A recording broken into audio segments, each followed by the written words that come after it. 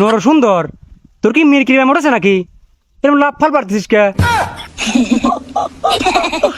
না দাদা, ওই আমি না কেক বিক্রয় করছি, বুঝতে পারলেন কিনা? তোর ভাব সাপ তো দেখি মনে হচ্ছে মিরকি ব্যায়াম উঠেছে। আবার করছিস যে কেক বেচতেছি, ঘটনা কি? দাদা, এটা একটা ভাইরাল কেক।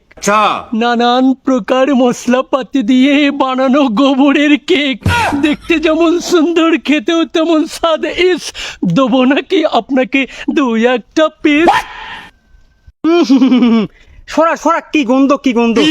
আমার দেশের কেকের তালাতন্ত্রাই বাঁচতেছে নি, সারা রাস্তাঘাট ফুটপাত পেঁচা বেচতেছে, আবার তুই নিয়েছিস গোবরের কেক। সরা আনতে সরা। না দাদা দাদা, ওভাবে নাক ছিটকাবেন না। আমাদের দেশের কেকটা অনেক স্পেশাল, অনেক সুন্দর। একটু খেয়ে দেখুন দাদা, খেয়ে দেখুন। খাই দেখবো না, ধরুন না।